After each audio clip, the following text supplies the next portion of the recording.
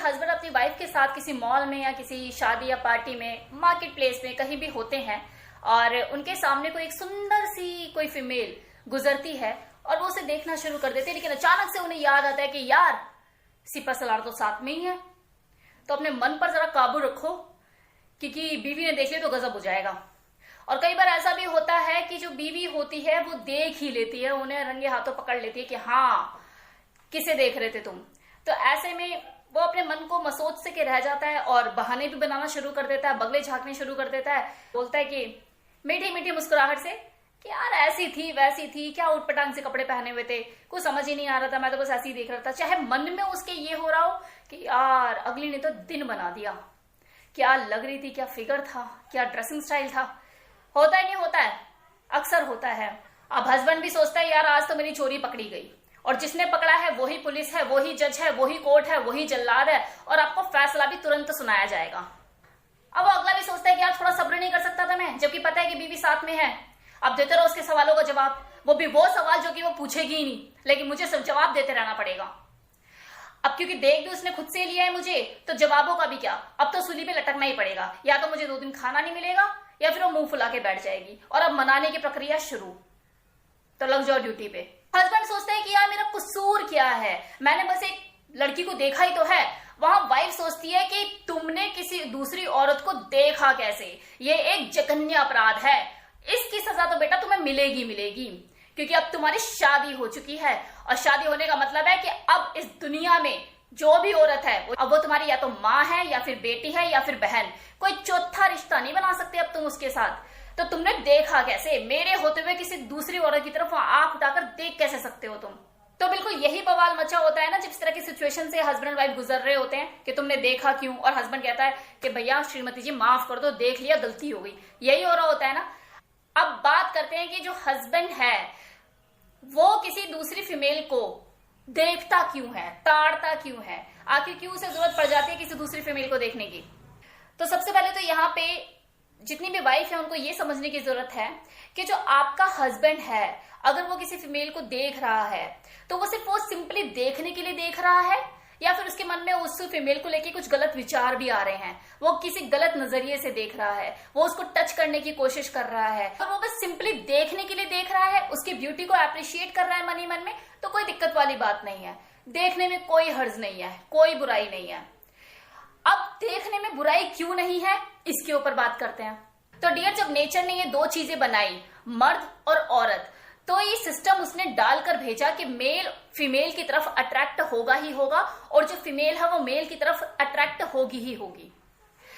अब प्रजाति चाहे कोई भी हो, चाहे इंसान, चाहे जानवर, चाहे सूक्ष्म से सूक्ष्म जीव, चाहे बड़े से बड़ा जीव, मेल और फीमेल है तो वो अट्रैक्ट एक दूसरे की तरफ होंगे ही होंगे, इसे आप रोक नहीं सकते।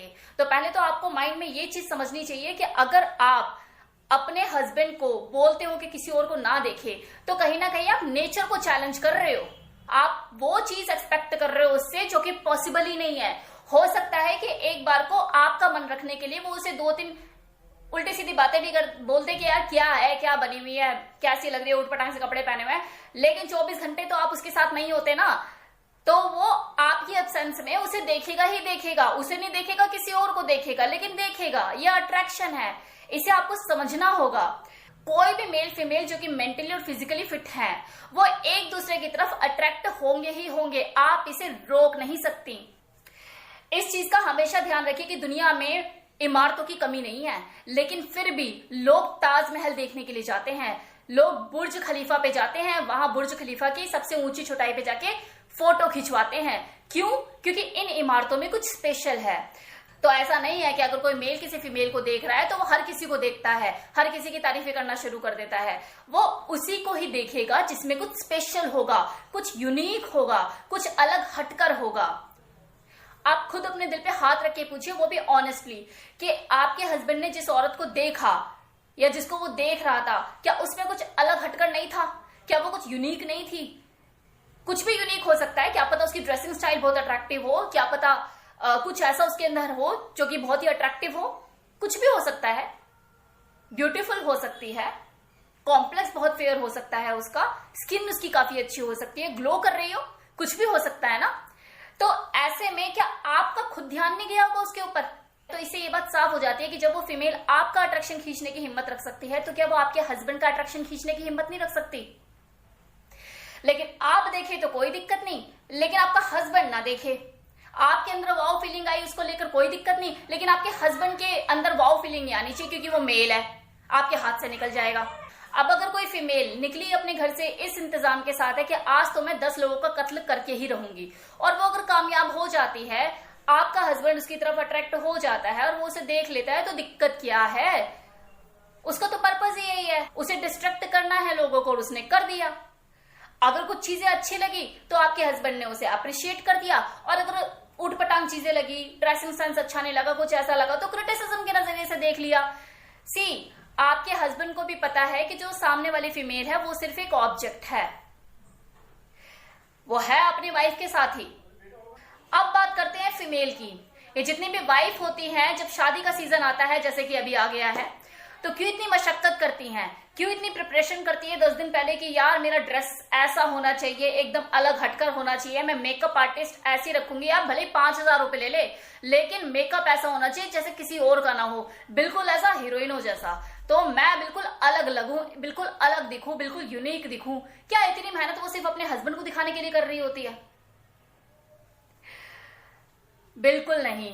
उसका भी मन होता है कि जब मैं शादी में जाऊं, मैं कहीं भी जाऊं पार्टी में, तो मैं छा जाऊं, 10 मेल मेरे को देखें, 10 फीमेल मुझे देखें और देखते ही रह जाए, मेरे बारे में बातें हो, मेरी ड्रेसेस के बारे में बात हो, मैंने क्या पहना हुआ है, मेरी ज्वेलरी के ऊपर बात हो, मुझे देख के लोग पागल हो जाएं। तो आपकी खुद की सोच ये होती है कि जब मैं किसी पार्टी में जाऊं तो 4 लोग मुझे देखें, मैं अट्रैक्शन का कारण बनूं। तो वही चीज है, अगर आपके हस्बैंड ने किसी दूसरी औरत को देख लिया और उसके बारे में कुछ अच्छा बोल दिया कि यार अच्छी लग रही है, शी इज गुड लुकिंग, तो जघन्य अपराध हो गया। अब आप एक चीज खुद सोचिए कि जब आप खुद किसी शादी या पार्टी में जाती हैं सज सवर के, तो वो सामने कोई जो दूसरा मेल होता है, वो जब आपको देखता है तो आपको अच्छा लगता है नहीं लगता है? आपको गुड फील का एहसास होता है नहीं होता है? आपको ऐसा लगता है नहीं लगता है यार मैं जिस पार्लर में गई मेरे पैसे वसूल हो गए, यार मैंने जो पहना हुआ है यार मेरे को वसूल हो गया? मतलब कि आप उस फीलिंग को एंजॉय करती हो या नहीं करती हो? झूठ मत बोलना, क्योंकि एप्रिसिएशन ऑफ ब्यूटी, ये जो हर औरत की चाह होती है, ये उसका खाद पानी होता है, उसकी ब्यूटी में 4 चांद लगाती हैं। तो हर औरत चाहती है कि हाँ 4 लोग मुझे देखे, अगर मैंने कुछ पहना है, मैंने अगर अपने ऊपर खर्च करा है, तो मुझे 4 लोग देखे। अगर किसी ने उसको नहीं देखा तो उसे अपने ऊपर डाउट हो जाता है कि यार सही में मैं अच्छी लग भी रही हूँ नहीं लग रही हूँ। इनफैक्ट वो अपने हस्बैंड को बोलती है मैं अच्छी नहीं लग रही क्या? अब दूसरी चीज यहाँ पे ये समझने की है कि इस धरती पर जितने भी लोग एग्जिस्ट करते हैं, उन सब में ही ये होड़ लगी हुई है कि मैं किसी दूसरे से अलग कैसे लगूं, मैं सबसे यूनिक, सबसे डिफरेंट कैसे लगूं। तो ऐसे में अगर आपकी ये कोशिश है कि आप जिस शादी या जिस पार्टी में जा रहे हो वहां पे आप एकदम अलग लगो, एकदम अलग थलग दिखो, तो ये कोशिश तो वहां पे आने वाली हर फीमेल की है। तो जो ज्यादा अलग थलग होने में कामयाब हो जाएगा वो अट्रैक्शन खींच लेगा। अब इससे क्या फर्क पड़ता है जो अट्रैक्शन खींचने वाली है वो आप हो या कोई दूसरी फीमेल है? क्या पता उसने ज्यादा मेहनत करी हो, नेक्स्ट टाइम आप उसे बीट कर देना, आप ज्यादा मेहनत कर लेना, पार्लर थोड़ा अच्छा बुक कर लेना, इतना ही हो सकता है ना। तो ये बहुत ही ब्रॉड माइंडेड होकर समझने वाली चीज है कि जो फीमेल अट्रैक्टिव लगेगी, जिसने अपने ऊपर ज्यादा ध्यान दिया होगा, जिसने थोड़ी ज्यादा मेहनत कर ली होगी, वो अट्रैक्शन खींचने में कामयाब हो जाएगी। तो ऐसे में चाहे वो आपका हस्बैंड हो या किसी और का हस्बैंड हो, उसका ध्यान उसके ऊपर जाएगा ही जाएगा, खत्म। अब इस सिचुएशन में मुंह बनाने की बजाय सोचने वाली बात यह है कि आपने क्या खुद को मर्सिडीज बना रखा है? अगर बना रखा है, जो कुदरत ने आपको चीजें बख्शी हुई हैं और आपने अच्छे से ये चीजें मेंटेन की हुई हैं, अपने आप को अच्छा बना के रखा हुआ है, तो अगर आपका हस्बैंड कोई मॉडिफाइड मारुति उसके सामने आ जाती है और उसे देखता भी है, तो देखने दो ना, डरना किस बात का, क्योंकि आप मर्सिडीज हो। और अब चलो अगर मान लो कि आप मर्सिडीज हो लेकिन आपके सामने कोई लंबोर्गिनी आकर खड़ी हो गई, तो भी कोई दिक्कत नहीं, तब भी डरने की जरूरत नहीं, क्योंकि हस्बैंड अफोर्ड ही नहीं कर सकता। लंबोर्गिनी क्या हर किसी के घर में आ जाती है ऐसे ही?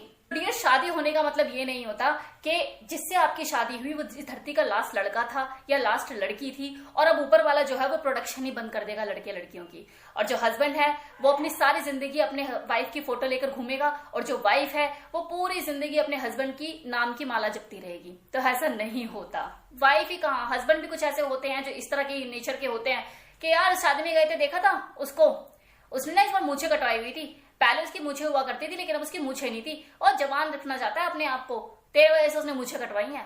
हर कोई तेरे को ही देख रहा था, समझ में नहीं आता तेरे को ही क्यों देखते हैं सब। अब सोचने वाली बात है, कोई उनसे ये पूछे कि भाई जब तुम आए थे तो तुमने आंखों पे पट्टी बांधकर मुझे पसंद कर लिया था क्या? जब तुमने रिश्ता पक्का किया था तो मैं थी ना तुम्हारे सामने, तुमने मुझे देखा था ना कि हाँ भाई ये लड़की है। पसंद नहीं आती, तुम देखते नहीं, आंखों पे पट्टी बांध ली होती तो फिर क्या मुझे पसंद कर लेते? तो अब क्योंकि अब मैं तुमसे शादी मेरी हो गई है तो तुम सबकी आंखों पे पट्टी बांध दोगे क्या? नहीं ना, पूरी दुनिया को तो अंधा नहीं कर सकते ना। तो ये चीज समझने की है, ये समझने की चीज है कि भैया वो इसीलिए देख रहा है क्योंकि वो तेरी वाइफ देखने की चीज है। तो इतनी इनसिक्योरिटीज क्यों पाल लेनी है? 2 बच्चे कम रह गए हैं जो इनसिक्योरिटीज भी पाल लेनी है। अब जो मैं यहां पर बोलने वाली हूं ये दोनों हस्बैंड एंड वाइफ के लिए है। तो ध्यान दीजिएगा कि अगर आप बेवजह की इनसिक्योरिटीज को अपनी जिंदगी में जगह देते हैं तो आपकी जो जिंदगी है उसको जहन्नुम होने में टाइम नहीं लगेगा। आप एंजाइटी का शिकार होंगे, आपका दिन का चैन, रात का सुकून सब खत्म हो जाएगा और आपकी जिंदगी सिर्फ अपने पार्टनर का, आपके बेटर हाफ का चौकीदारा करने में निकलेगी। उसके व्हाट्सएप चेक करने में, उसके मैसेजेस चेक करने में, उसकी जेबें तलाशने में, इन्हीं सब चीजों में आपकी जिंदगी निकलेगी। और अगर कोई सच में ऐसा कर रहा है और इस सिचुएशन को फेस कर रहा है तो आप खुद सोचो कि आप कर क्या रहे हो। आप अपनी जिंदगी का वो प्रीशियस टाइम बर्बाद कर रहे हो जो कभी लौट कर आने वाला नहीं है। इनसिक्योरिटीज की देखिए 2 ही कारण होते हैं। एक तो ये कि आप ये सोचने की भूल करते हो कि भाई मुझसे तो बेस्ट इस दुनिया में कोई है ही नहीं, कोई मेरे सामने मुझसे ज्यादा बेस्ट आ ही नहीं सकता। ये गलत है। और दूसरी चीज ये सोच लेना कि यार मेरे अंदर तो कोई क्वालिटी नहीं है, मैं तो कोई स्पेशल हुई ही नहीं, मेरे अंदर तो ऐसा कुछ है ही नहीं कि जो दूसरे को अट्रैक्ट करे। इट मीन्स अंडर एस्टिमेट होना। तो सबसे पहले आपको ये ध्यान देने की जरूरत है डियर कि दुनिया में आपसे बेटर आपको कोई ना कोई टकरेगा ही टकरेगा और उससे बेटर उसको कोई ना कोई टकरेगा ही टकरेगा। तो बेटर ये है कि आप उससे कंपेयर करने की बजाय जो आपके पास है उसमें अपना बेस्ट वर्जन लेकर आओ। Create your self, explore your self. आप अपने साथ क्या बेस्ट कर सकते हो, आप अपने आप को किस लेवल पे इंप्रूव कर सकते हो, तभी इनसिक्योरिटीज खत्म होंगी। सो कमेंट सेक्शन में बताना मत भूलिएगा कि आपको वीडियो कैसा लगा। Thank you for watching this video. Thank you so much.